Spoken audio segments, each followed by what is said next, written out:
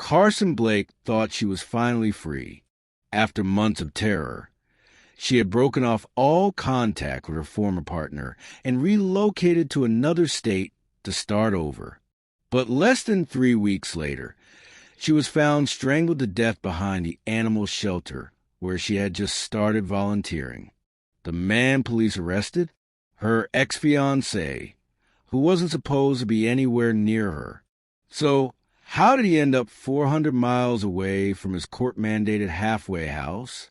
The answer lies in a series of system failures that read like a checklist of red flags ignored, protocols bypassed, and a woman's pleas for protection falling on deaf ears. Welcome back to Mystery Crime Vaults. Before we begin, don't forget to like and subscribe for more twisted true crime tales where reality is far darker than fiction. This is a story of Carson Blake, and the brutal proof that sometimes a restraining order is just a piece of paper. Carson was the kind of person who made life feel easier for people around her. A 25-year-old aspiring veterinarian living in Boise, Idaho. She'd grown up rescuing stray cats, nursing squirrels back to health, and organizing adoption drives before she could legally drive. Her mother, Linda Blake, described her as a storm of kindness. Her younger brother, Eli, said she was the reason he didn't fall apart after their dad left. Carson had just landed her dream, a part-time job at a local rescue center, while finishing up her final year of veterinary school. She had survived a traumatic breakup the year before, and 2024 was supposed to be her clean slate. But sometimes the past doesn't stay buried, especially when it's watching, waiting, and following your every move. Carson met Daniel Mercer during her sophomore year at college in Utah. He was charming, older by 4 years, and worked as a strength coach at a private fitness center. Friends initially described him as attentive, maybe a little too much, but Carson, eager for someone to believe in her, found his intensity flattering. Soon, the cracks began to show. Daniel became obsessive. If Carson didn't respond to a message within minutes, he'd show up unannounced. He controlled what she wore, who she saw, and even what career paths were appropriate. After 6 months of growing anxiety and fear, Carson tried to leave. That's when Daniel's behavior turned from possessive to dangerous. He slashed her tires. He created fake social media accounts to threaten her friends. And one night, he broke into her apartment while she was sleeping. Carson fled to her mother's house in Twin Falls. Daniel was arrested 2 days later for breaking and entering, along with multiple stalking charges. The court issued a temporary restraining order and recommended psychiatric evaluation. For a brief moment, Carson could breathe. Daniel was sentenced to 9 months in a supervised rehabilitation program in Salt Lake City instead of jail. A compromise his attorney argued would benefit his mental health and address the root of the behavior. Carson begged the court not to approve the deal. In her victim statement, she wrote, "He doesn't need help. He needs walls and bars. I do not feel safe. Please don't give him the chance to come find me again." But the court approved the program. Daniel was sent to the New Horizons Mental Health and Rehabilitation Center with condition. He was not to leave the city limits and had to wear a GPS-enabled ankle tracker, except that tracker failed within 2 weeks. A faulty software update caused Daniel's monitor to stop transmitting, and by the time anyone noticed, he had been untraceable for more than 36 hours. The rehab center didn't inform Carson, nor did they notify her family, law enforcement, or even submit a public bolo alert. By the time they rebooted the system and logged Daniel's last known location, he had already crossed into Idaho. Carson's family started noticing little things. Her brother Eli recalled she'd checked the backseat of her car 3 times before getting in. She stopped going to her favorite park. She even changed her hair color. She told her mom that she felt like she was being watched again, and that her dog had started growling at the front window at night. But there was no proof, no clear evidence that Daniel was back. The court believed he was still safely tucked away in Utah. Carson began sleeping with her bedroom light on. She even left her job at the vet clinic and began volunteering at a private shelter with unlisted hours and an unadvertised location. She told her friend Maya it was the only place she felt invisible. Maya would later recall one haunting conversation just days before Carson's death. She said, "If anything happens to me, it won't be an accident. Promise me you'll tell them that. I wish I had done more." On March 18, 2024, Carson failed to show up for the morning animal feeding rotation. Her coworker, Rosa, called her phone. No answer. She drove by her apartment. No sign of her car. Then she went to the back of the shelter where Carson sometimes parked to avoid public exposure. There, in the still snow-dusted gravel lot, was Carson's blue Subaru, the driver's side door slightly ajar. Behind the shelter, in a narrow alley between two sheds, Rosa made the horrific discovery: Carson's body. She had been strangled with what was later identified as a resistance band, a tool commonly used in Daniel Mercer's former personal training routines. There were signs of a struggle, defensive wounds on her hands and arms, but it was clear she had been ambushed. Police estimated her time of death to be around 2 a.m. In Carson's coat pocket, investigators found a folded note. "If something happens, it was Daniel. I know he's coming. I can feel it. Please don't let him disappear again." Just 5 sentences, but enough to set off an emergency alert across 3 states. Daniel Mercer was now officially a fugitive. But here's the terrifying part. The system didn't even realize he was missing until Carson was already dead. Detectives from the Boise Police Department arrived at the scene by 7:40 a.m., swarming the alley behind the animal shelter where Carson Blake's lifeless body was found. She had died alone, in the dark, sometime in the middle of the night. But what horrified investigators most wasn't just the brutality of the killing. It was a note they found in her jacket pocket. Pinned inside a sandwich bag, handwritten and dated only 3 days earlier, Carson had named her killer in advance: Daniel Mercer. Within hours, detectives contacted the New Horizons rehab facility in Salt Lake City, where Daniel was supposedly still in supervised care. They expected immediate cooperation. Instead, they were met with confusion. "I'm sorry, but Mr. Mercer completed his exit review 3 days ago." What exit review? New Horizons staff explained that Daniel had applied for early release into an independent outpatient phase and was approved. The approval was supposed to be conditional, based on GPS compliance and documented behavior milestones. But the GPS wasn't working, and no one cross-checked the release with state officials. In short, Daniel Mercer was no longer under any supervision, and nobody in Idaho, least of all Carson Blake, was ever told. Daniel's release was the result of a bureaucratic loophole. The rehab center submitted the necessary discharge form to the court clerk's office, but due to outdated filing systems, that form wasn't reviewed until 6 days later, 1 day after Carson was already dead. Even worse, the Department of Public Safety in Idaho never received the notification at all. Detective Paige Alvarez, the lead on Carson's case, later testified. "It's like Daniel Mercer disappeared into a crack so wide, no one even noticed he was gone." The GPS vendor, SureTrack Monitoring, had been logging errors for days, but without a human actively reviewing them, the system kept auto-flagging Mercer's status as idle, not missing. He was off the radar, completely unmonitored, with a 48-hour head start.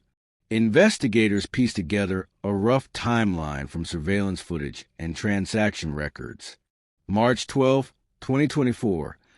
Daniel leaves Salt Lake City, driving a stolen car registered to a New Horizons staff member. March 13th.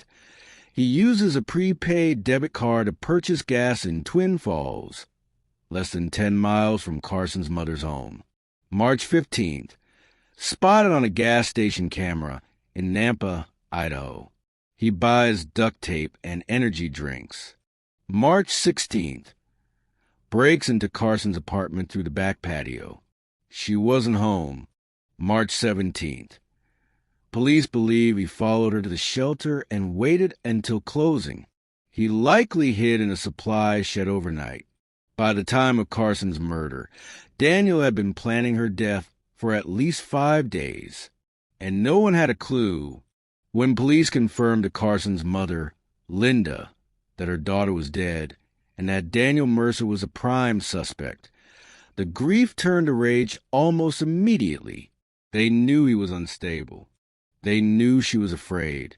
What else did she need to do? Draw them a map of her own murder. Eli, Carson's younger brother, blamed himself. I used to stay over at her place, just to make sure she felt safe. The week this happened, I was on a school trip. I thought, she's fine now, but none of us were watching closely enough. The family held a press conference 4 days after the murder, demanding answers from the Idaho Department of Justice and Utah's Rehabilitation Oversight Committee. Reporters asked the same question over and over. How could the system lose track of a violent offender with a history of stalking and attempted assault? The answer? Administrative oversight. Carson Blake's murder set off a nationwide conversation about how the justice system handles domestic violence offenders, especially those routed into mental health programs instead of prison. Her story drew comparisons to other high-profile failures. In Wisconsin, a woman was murdered by her ex after his parole officer failed to review GPS alerts. In Georgia, an ankle monitor was removed for maintenance, and the offender vanished for 2 weeks. But Carson's case was different. She had done everything right. She filed reports. She moved. She warned the court. She left behind a literal note naming her killer. And still, she died. After an 11-day manhunt stretching across 4 states, U.S. Marshals tracked Daniel Mercer to a trailer park behind an abandoned rest stop outside Elko, Nevada. He had been living under an alias, using a burner phone, and surviving off vending machine snacks and canned beans. When agents surrounded the trailer at 3:42 a.m., Mercer surrendered without a fight. Inside the trailer, they found Carson's veterinary school ID badge, her personal journal, missing from her apartment, a handwritten manifesto detailing why she had to die. In the manifesto, Daniel blamed Carson for breaking his spirit and making him invisible. He claimed that by leaving him, she had destroyed his only purpose. He ended the letter with a single line, "If I can't have peace, neither can she." Carson Blake was buried in a small, private ceremony at Hidden Valley Cemetery in Boise. Instead of graduation announcements, her mother mailed out funeral invitations. Instead of launching a career saving animals, Carson's name now headlines domestic violence panels and system reform petitions. "We send our daughters to college to chase dreams," Linda said through tears, "not to be hunted down by the men the courts refuse to control." Following his arrest in Nevada, Daniel Mercer was extradited to Idaho under heavy security. The charges were swift and severe: first-degree murder, stalking across state lines, violation of a protection order, interference with electronic monitoring. Idaho's Attorney General, Mira Duval, held a televised press briefing on April 2nd, 2024. This was not a spontaneous act. This was calculated. It was premeditated. And worst of all, it was preventable. She announced the prosecution would seek life imprisonment without parole, citing the egregious system failures that led to Carson's death. Daniel Mercer remained silent in court, represented by a public defender. The judge denied bail, and Mercer was transferred to the state's maximum security facility pending trial. Behind the scenes, Carson's family fought a separate battle, one to make sure no one ever forgot what the system ignored. As prosecutors built their case, investigators dug into Daniel Mercer's background. What they found painted a disturbing picture of a man who had been dangerous long before Carson ever met him. At age 17, he was arrested for assaulting a female classmate during a breakup. At 21, he was issued a restraining order after stalking a former co-worker. At 24, he was fired from a gym for inappropriate conduct toward a client, a report that was quietly buried. None of these incidents resulted in jail time.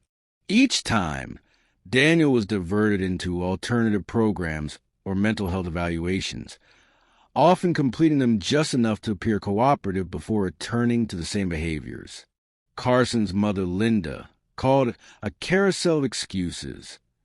There were so many chances to stop him. People kept saying, "He needs help. What about the people he kept hurting? Don't we deserve help too?" After Carson left Daniel, she was granted a civil protection order valid across state lines. It included the following terms: no contact through phone, email, social media, or third parties.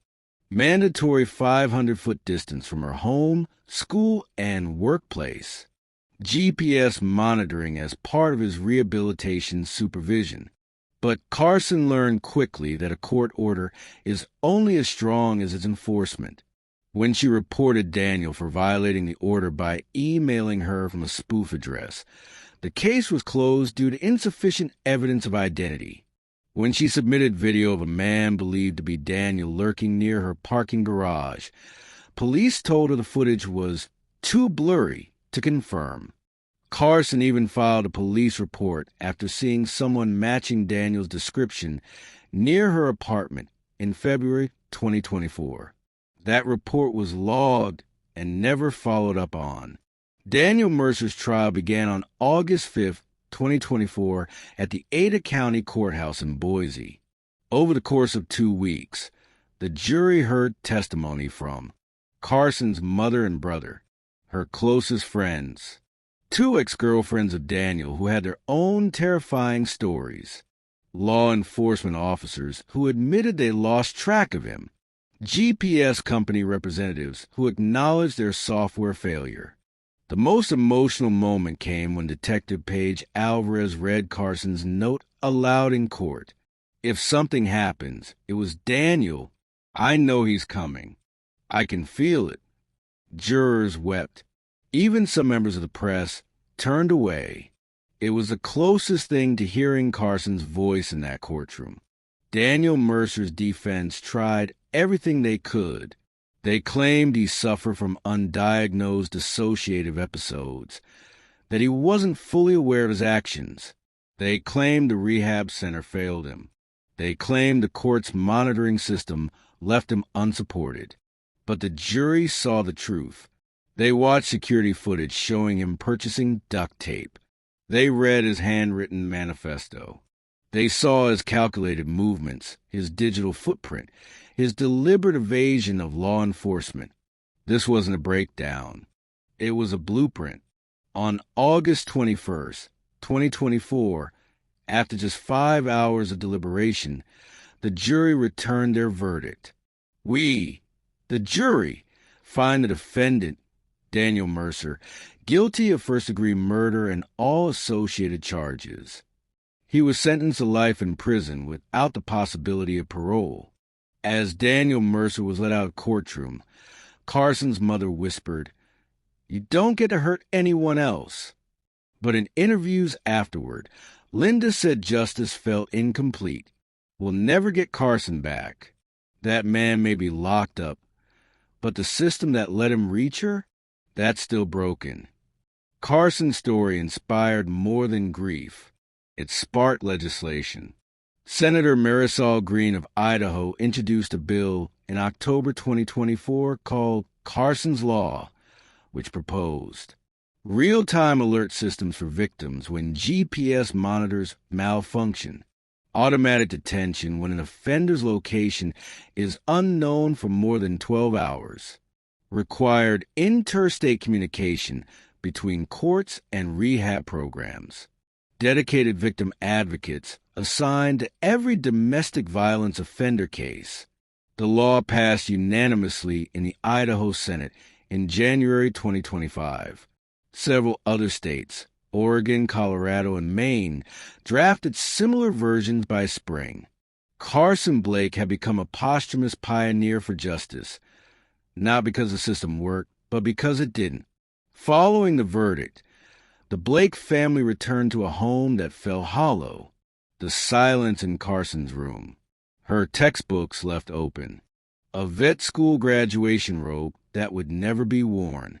Her mother, Linda, couldn't bring herself to touch Carson's belongings for weeks.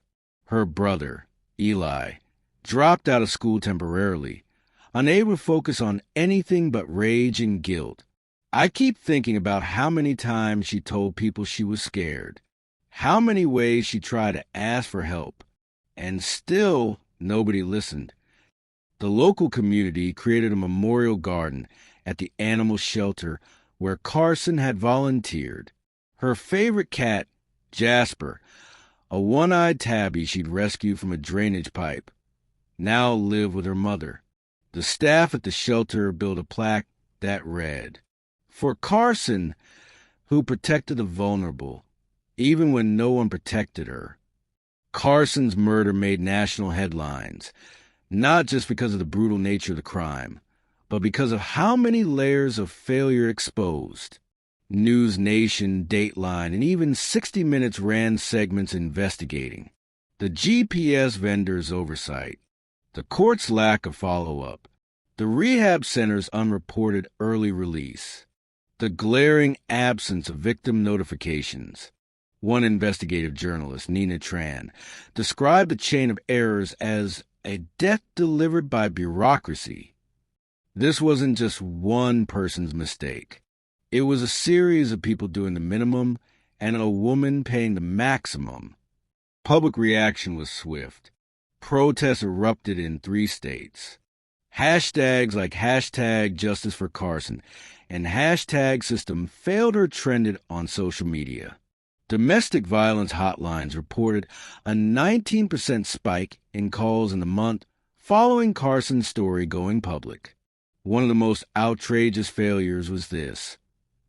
Carson should have been alerted the moment Daniel Mercer left New Horizons rehab, even if it had been court-approved, under the Interstate Victim Notification Statute, which applies to domestic violence cases involving travel across state lines.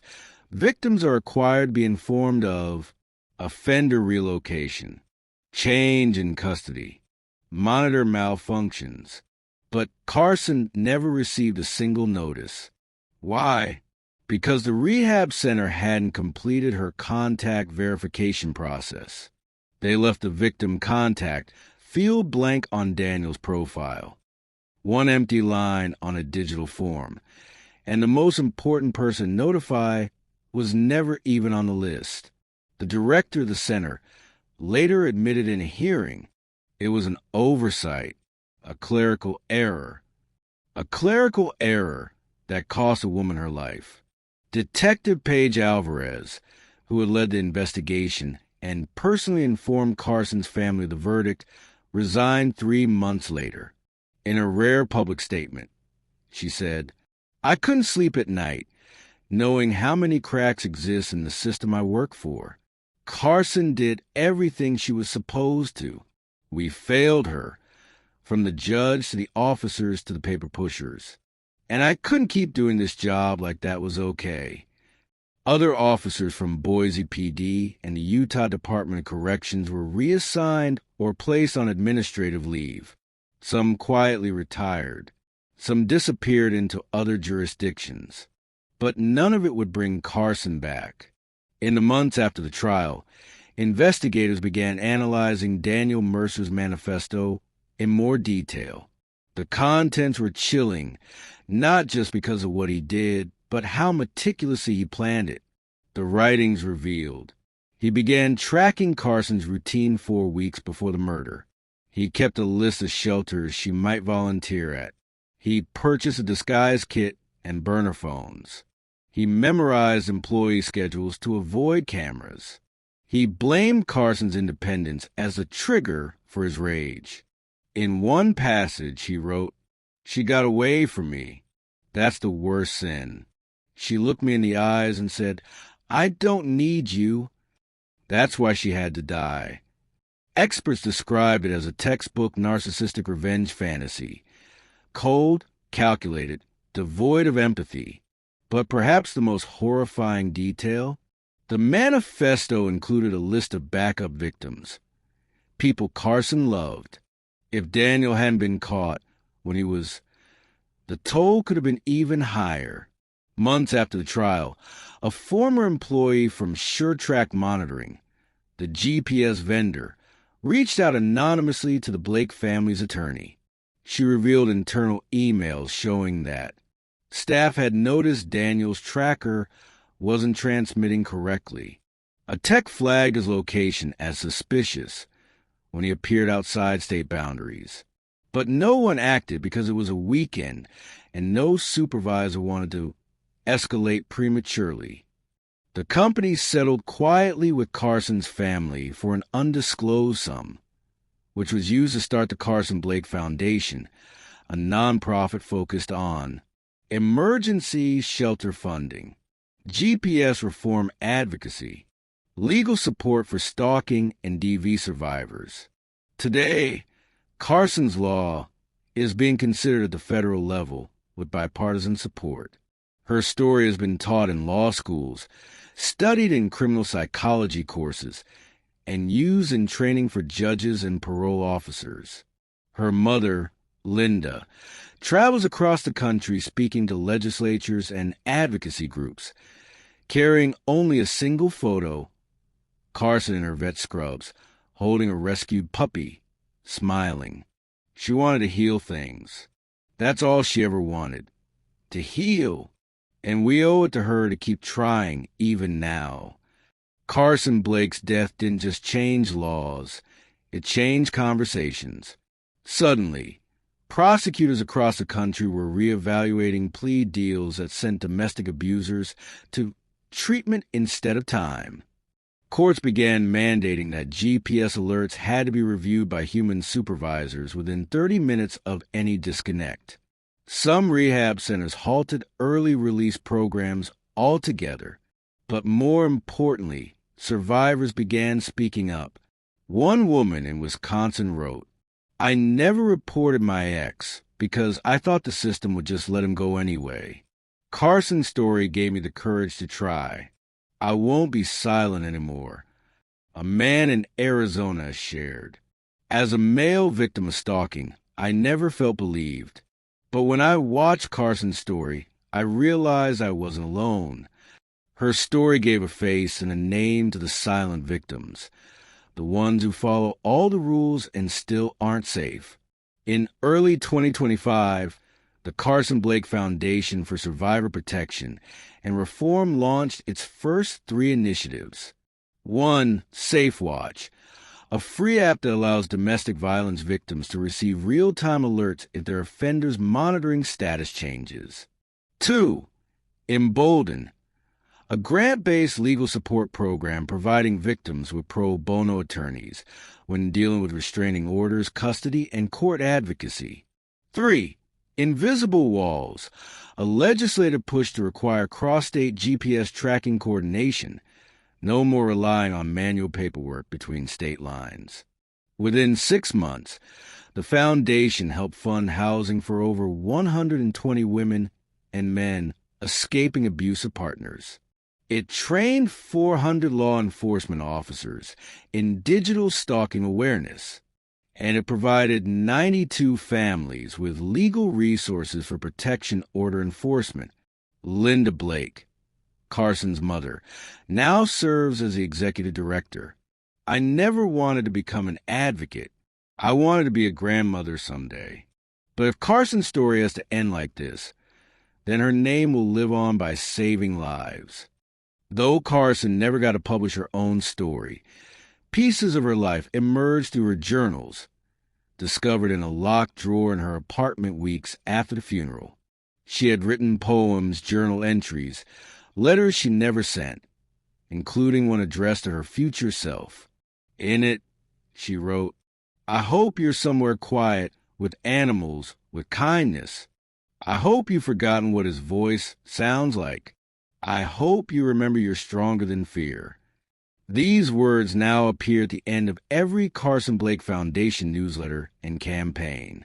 Stronger than fear. It's more than a phrase. It's a mission. One last truth emerged from Carson's case that shocked even seasoned investigators. The states of Utah and Idaho had no active digital tracking agreement. That meant when Daniel Mercer crossed the border, his status wasn't automatically flagged.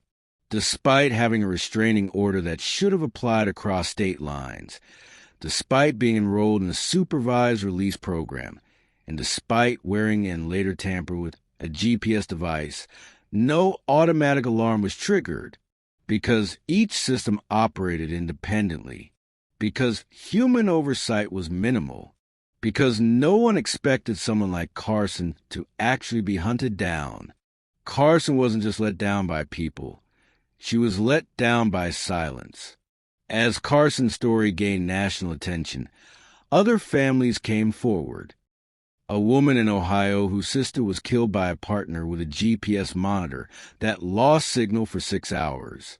A father in Montana whose daughter was followed across state lines after her abuser enrolled in a faith-based rehabilitation program with no tracking. A college student in Texas who reported her stalker violating a no-contact order 5 times before police intervened. Too late. Each story echoed Carson's. Each family had their own version of the same horror.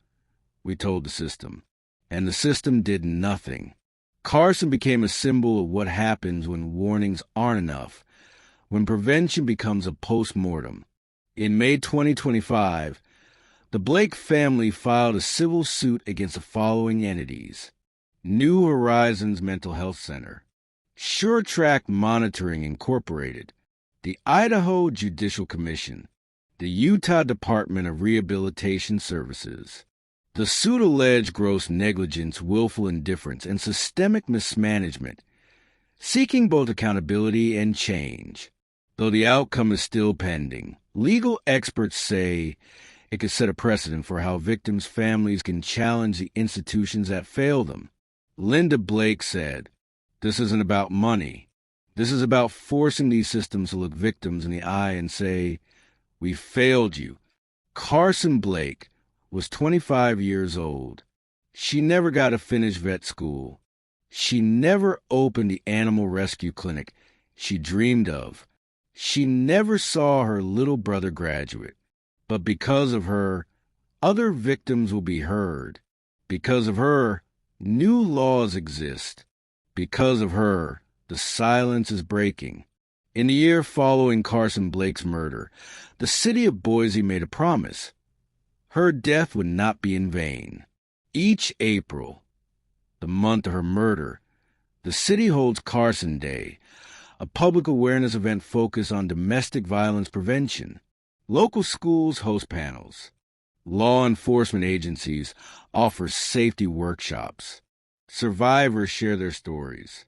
At the heart of it all stands the Carson Blake Memorial Garden, where survivors are invited to place a stone in her honor, inscribed with one word: freedom. The garden now holds over 300 stones. Linda Blake continues to speak before legislatures, community organizations, and victim advocacy coalitions. Her voice, once soft and hesitant, is now unshakably firm. "I used to be just a mom. Now I'm a shield." Carson doesn't need protection anymore, but so many others still do. Eli Blake re-enrolled in college and now volunteers as a counselor for trauma survivors. He often speaks to high school students about warning signs, manipulation, and emotional control.